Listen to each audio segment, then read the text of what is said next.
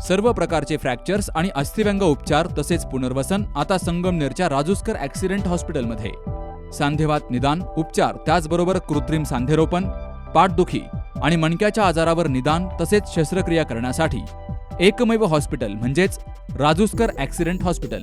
त्याचबरोबर कम्प्युटरद्वारे नेत्र तपासणी आणि फेको मशीनद्वारे बिन टाक्याची मोतीबिंदू तसेच नेत्रांतर्गत भिंगारोपण शस्त्रक्रिया आणि तिरळेपणावर उपचार तसेच शस्त्रक्रिया करण्यासाठी आजच भेट द्या। राजूस्कर आय केअर हॉस्पिटल। अधिक माहितीसाठी संपर्क डॉक्टर प्रमोद राजूस्कर आणि डॉक्टर दीप्ती राजूस्कर।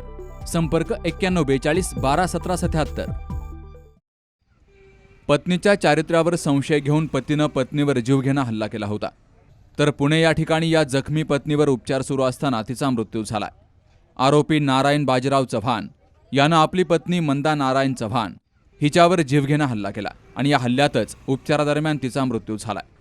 त्यामुळे या आरोपीला फाशीची कठोर शिक्षा व्हावी अशी मागणी करण्यात आली आहे। नारायण चव्हाण यानं 25 नोव्हेंबरला सायंकाळी 5च्या सुमारास राहत्या घरी पत्नी मंदा चव्हाण हिच्यावर जीवघेणा हल्ला केला। त्यात मंदा चव्हाण ही गंभीर जखमी झाली।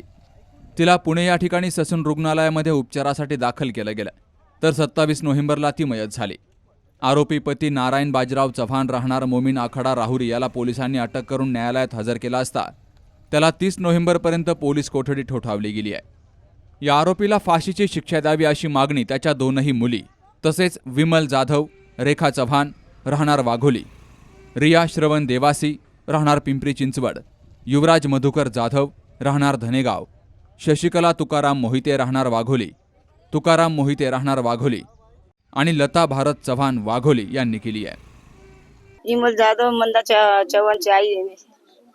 तिला तर खूप मारायचा, पण ती आली होती दिवाळीच्या टायमात। तिने 4 लेकरं घेऊन ते एक पोरगा घेऊन पळून आला ते बारक्या मुलाला।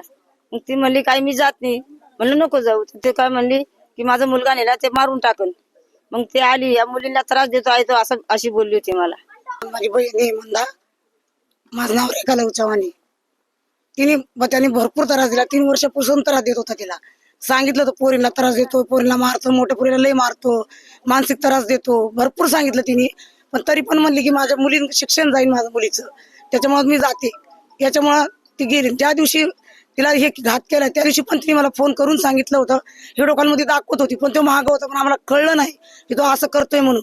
पुढे देवाला गेला होता, तिथं पण त्यांनी मारहाण केली, तिचा पर चाकू गळ्यावर ठेवला होता। मुलगा सोबत होता तिच्या, मुलाचे हात बांधून ठेवले त्यांनी। मुलगा आता पण सांगतो की माझे हात बांधून ठेवले, तिला पळू पळू मारत होता। तरी तिने सांगू शकली नाही, ती फक्त माग खुनवत होती मला की महाग आहे, पण आम्हाला काही कळलंच नाही त्याच्यात। आणि त्याच्यानंतर फोन आला की असं घटना घडली म्हणून, की त्याला फक्त त्या पोरीला न्याय द्यायला पाहिजे, या मुलांचा हे करायला पाहिजे, त्या पोरीला न्याय मिळालाच पाहिजे। ह्या मुलांचा उद्या सुटला तरी ह्या मुलाला मारू शकतो तो, त्याला गरज नाही। त्या मुलीवर अत्याचार करू शकतो हे मला माहिती आहे, का तर तिने सांगितलं आणि मुलीने मला पण सांगितलेलं आहे। तिच्या पूर्ण पाठीवर असं पोच काढलेलं आहे, अत्याचार हे केलेलं आहे। त्या एवढीच माझी मागणी आहे की त्या मुलीला आणि त्या मेलेल्या बहिणीला माझ्या त्यांना न्याय मिळाला पाहिजे, त्याला फाशी द्या। तो आज नाही उद्या सुटला तर या मुलीचा काटा काढ, हे मला चांगली गॅरंटी आहे। माझं नाव रिया देवासी आहे आणि मी तिची छोटी बहीण आहे। ती मला हर गोष्ट सांगत होती। ती आली होती दिवाळीला, तिने सांगितलं मला की तो मला रोज मारतोय, रोज त्रास देतो, तरी पण घरच्यांसाठी ती गेली की लहान मुलं आहेत माझे। ज्या दिवशी गेली त्या दिवशी पण ती बोलली की बाई मला जायचं नाहीये, पण तो मला धमक्या देतोय की तुझ्या आईला, बापाला, नाही तर बहिणीला, सगळ्यांना मी मारेल, एकाएकाला, कोणालाच मी सोडणार नाही। आणि त्याने व्हिडिओ पण काढून पाठवला होता की मी माझं रक्त काढतोय तर तुमच्या सगळ्या परिवाराचं रक्त काढल। त्याच्यामुळे ती घाबरून आली होती। पहिल्या 3 वर्षापूर्वी पण त्यांनी त्याला भर लग्नामध्ये चाकूने वार केले होते आणि तिला बेशुद्ध केली होती एकदम, तेव्हा पण आम्ही वाचवली, पण आता पण त्यांनी तेच केलंय। आमचं फक्त एवढं म्हणणं आहे की त्याला फाशी द्या, नाही तर आमच्या हातात 5 मिनिटं द्या। 2 ते 3 वर्ष झाले माझ्या बहिणीला खूप त्रास होता आणि 2 ते 3 वर्ष पहिले भावाचं लग्न होतं आमच्या, त्या लग्नात पण त्यानं चाकूचा वार केला होता। तेव्हा आम्ही म्हणलो तिला जाऊ नको ताई, जाऊ नको। ती म्हणली की बाबा माझे 4 मुलं आहे, 4 मुलाला मी कुठं टाकू वाऱ्यावर। त्याच्यामुळे ते वारंवार त्या मुलांसाठी स्वतःच्या जीवाचा तळपळ करून प्रत्येक वेळेस येऊन ती आणि मारच खात गेली। आम्हाला सांगायची नाही काही ते। नंतर 2-3 दिवस झाले आता त्यांचा वाद झाला होता, त्याच्यानंतर ती घरी पण आली होती। या मुलीचे 2 मुली आणि 2 या मुलाला पळून घेऊन आला होता तो। एक मुलगी होती मोठी, तो मुलीला पण त्याने छेडछाड केलं, घरी प्रयत्न केले, जगावेगळं दृश्य घडवलं त्यांनी घरी. मुलींना आई आल्यावर मुलींना सांगितलं आईला की आई असं असं पप्पांनी माझ्या संग प्रकार घडवला, आपण इथून निघून जाऊ. त्या आईला सांगितलं, आईनी कंप्लेंटची पद्धत सांगितली, कंप्लेंट देतो तुमच्या नावाची. तर त्याने डायरेक्ट मर्डर करून टाकला तिचा घरात. आणि भरपूर त्रास त्याला, कामाला जायचं नाही, घरातलं धाडधान्य विकायचा, भांडी विकायचा, मारायच्या धमकी द्यायचा, गांजा प्यायचा, धमकी द्यायचा, भरपूर त्रास दिला. आणि 2-3 दिवस झाले, रविवारी सोमवारी मैत काल झाली,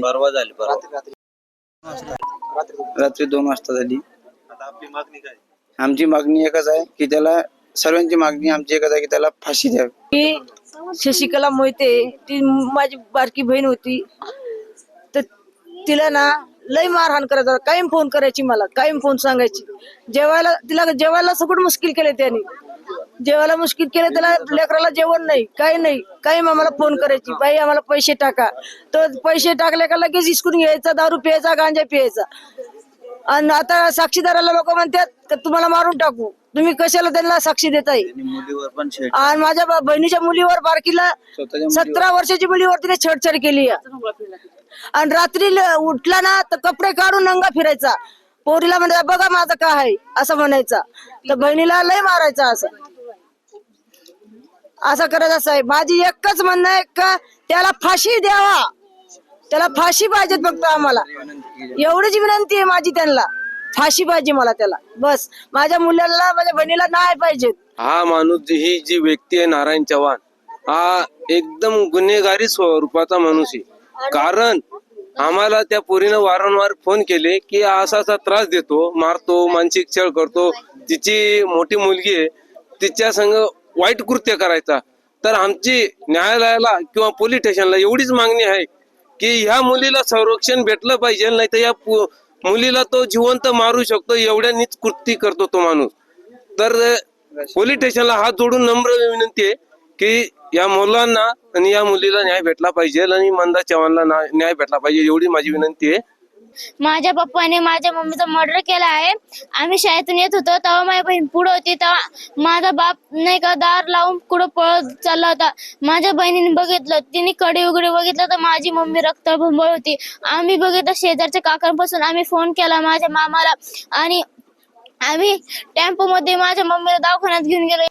कधी पण तिला धमकी द्यायचा, तुझ्या भावाला, बहिणींना, तुला वागुलीला येऊन खतम करणार, सगळ्यांना बोलायचा.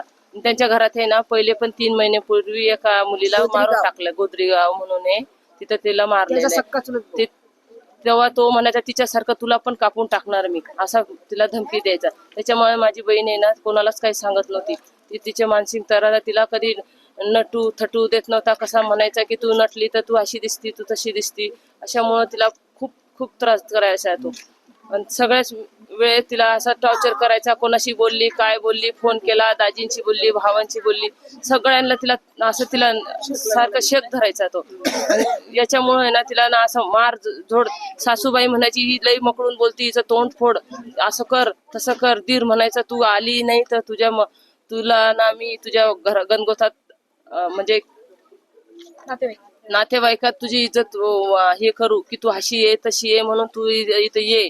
माझ्या मुलांनी तुझ्यासाठी चाकू बोट कापून घेतलं, माझ्या असं काही पण बोलायचा तो बहिणीला. आणि त्या मुलींना बी तिच्या मागं असायच्या, त्या मुलीला पण त्रास करायचा तो. माझा वडील आम्हाला रोज त्रास करतो आणि माझी मम्मी जाते मला माझ्या हात टाकायचा. माझी मम्मी मध्ये पडली तर तिलाही चाकू घेऊन मारायचा.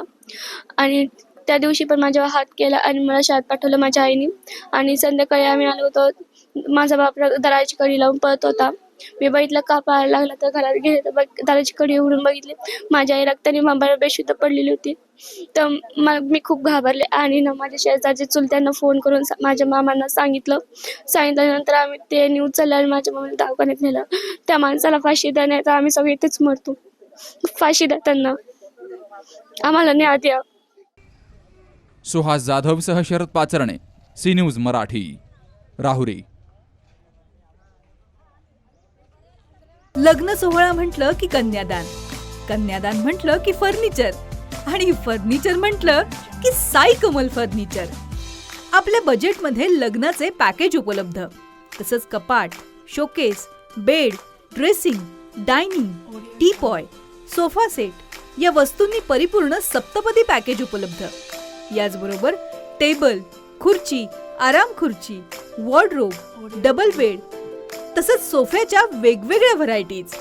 अर्थात घरासाठी आवश्यक ते सर्व फर्निचर म्हणजेच संगमनेरमधील साई कमल फर्निचर. साई कमल फर्निचर इथं ऑर्डर प्रमाणे सुद्धा फर्निचर तयार करून मिळेल. आजच भेट द्या साई कमल फर्निचरला. प्रोप्रायटर गणेश साहेबराव सातपुते, वसंत लॉन्स समोर, संगमनेर. मोबाईल 98 814 73 753.